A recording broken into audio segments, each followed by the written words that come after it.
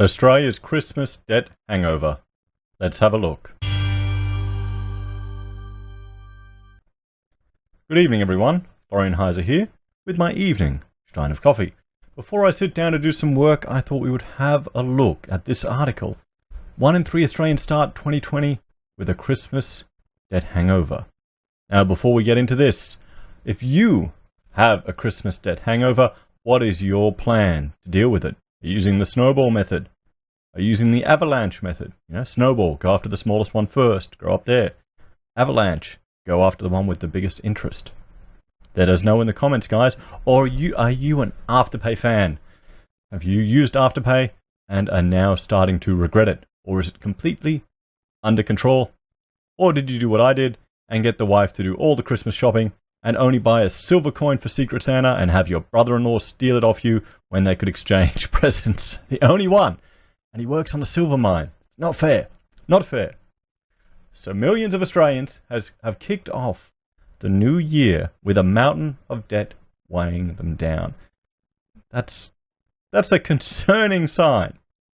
According to new research from comparison site finder.com.au, 37% of us, the equivalent of 72 million people, or 1 in 3 Australians, have ended 2020 with a Christmas debt hangover. Just think about that, guys. I'll zoom in because that's 37%. 7 million people. What will that tell us for the confidence of the economy? I'll bring up this one here. The arrears rate. How many people are having trouble paying their mortgage? Do you think some of those are in the 37%? Maybe. Maybe that's why. On average, we'll still be paying it off at the end of February. Although 1 in 4 Aussies will spend up to 5 months, nearly half the year, paying back their Christmas debt. Damn, and I thought Australia was getting more savings. Savings had ticked up. That was a sign that people were worried. While it seems dramatic, the debt hangover is less surprising, given a Finder forecast of Reserve Bank of Australia data found Australians were expected to spend $28 billion on credit cards in December in the lead-up to the 2019 festive season. Just think about that as well, guys. What is if... Here we go. GDP growth is down, guys. Wage growth isn't going very well. And in my industry, building approvals are trending down. January, Feb, it's usually a quiet time for the construction game. Or January and December, not Feb. Depending on what sectors you work. Sure, education, there's more work over in this period. But generally, it's quieter. So what if that continues on? What does that tell us? Kate Brown, personal finance expert at Finder, said millions of Aussies overindulged at Christmas. This is funny. We're hearing other articles previously where there's a desire to encourage people to spend. But the fact is, if we've already got too much debt on our plate now and people are going out there spending, can this continue for the long term? Can this perpetuate and help drive the economy? Or are we actually heading to this recession in this year? Are we heading to a recession? We'll still be paying for it a long time after the Christmas tree has been packed away, she said. Rein in spending now so you aren't in a worse position than you already are. There you go. So we're starting to get hints and tips from Finder with regards to spending. What we'll do is we'll just jump over to Trading Economics, one of my favorite websites, guys. I'll bring that up and let's have a look. Let's have a look at the indicators for Australia with regards to consumer debt. Now, the data we're going to have here, we've got business confidence. That's not looking well. The first data we had this month, which I spoke on, or this year, which I spoke about this morning, was manufacturing PMIs, and those were the lowest they've ever been. Retail sales, they're, 0. That's the October data. We'll look at consumer here.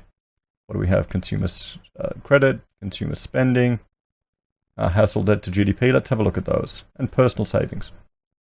So consumer credit, increased to 2,925 billion in November. So up. We'll see what happens in December.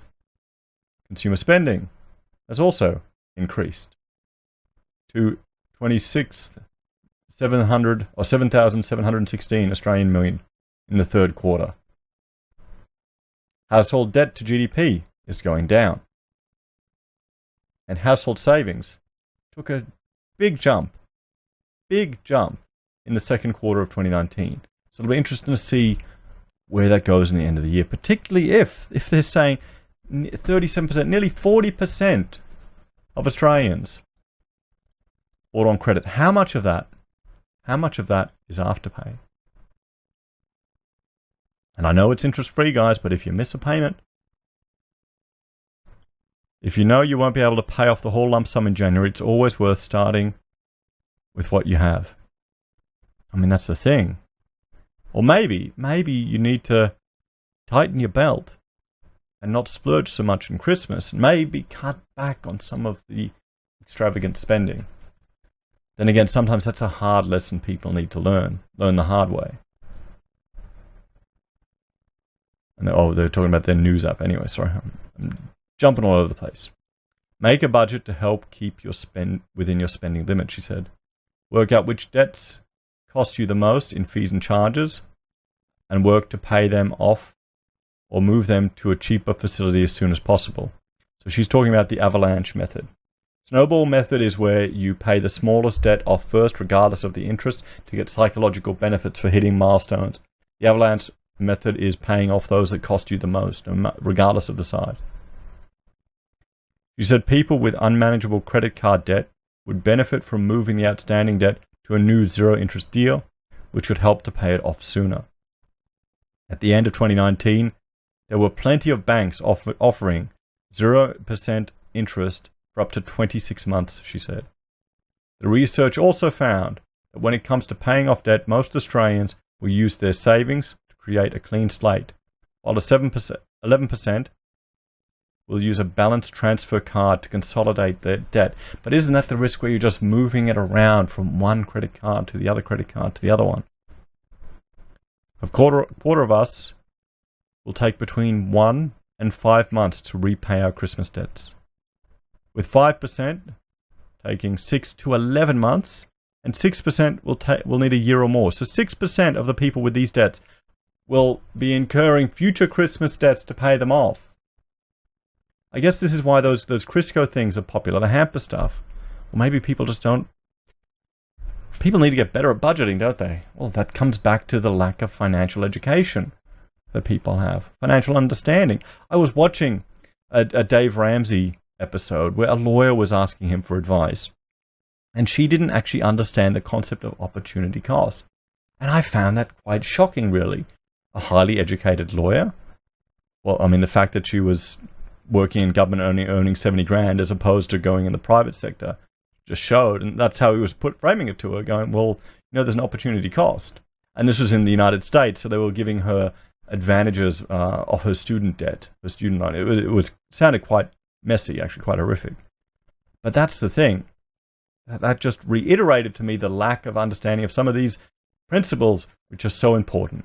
Opportunity cost, I think, is a real important one. It's what people need to understand. When they may do something as a feel-good factor, there is a cost associated with that. Baby boomers will pay it off the quickest,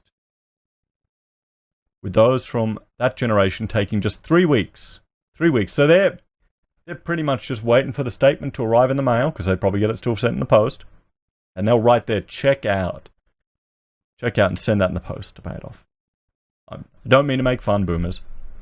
Compared with 8.5 weeks for members of Gen C, 11 weeks for Gen X, and 12.5 weeks for Gen Y. Yes, Gen Y is the worst. Notice how Gen C, one of the up-and-coming, highly conservative generations, they're meant to be more conservative than the boomers. Well, not the boomers were conservatives. I mean, they're like the great generation. We'll have to see how they'll shape the future. People from Western Australia will clear their debt the fastest, taking just 5.5 weeks on average, compared with 8 weeks for South Australians and New South Wales residents, 9 weeks for Queenslanders, and 10.5 weeks for Victorians. Well, I'll just bring back the arrears figures here, guys. We'll see if that continues on to here. I know this is only 1.5%, but look at that increase. Well, everyone, what do you think? Have you incurred a Christmas debt? Or I'm sure most of the people watching this channel, at least those who comment regularly, have been quite well behaved. Let me know your opinions in the comments below, and what strategies would you suggest to people to deal with this if you do have debt? And how would you plan to avoid getting in this situation next year? Anyway, guys, thank you for watching. Please like, share, and subscribe to the channel. If you're a fan and want to help us produce more content, we do have a Patreon where you can make a small monthly donation. We also have YouTube where you can join the channel, similar to Patreon, and make a small donation and receive access to emojis that I've learned to make. We have affiliate links at Amazon, Independent Reserve, and eBay, where we receive a small commission every time you make a purchase or transaction that doesn't cost you a cent. It's a great way for you to support content creators online. And we have our very own merch, Pocket Squares, at the HeiseSays website, made by my lovely wife Rachel, in our very own sweatshop here in Brisbane. And finally, we have PayPal, where you can make direct donations. And thank you to all the people who've made some very generous donations recently. I really appreciate it, and thanks for all your support. Have a great night, everyone. Time for me to get to work. Take care.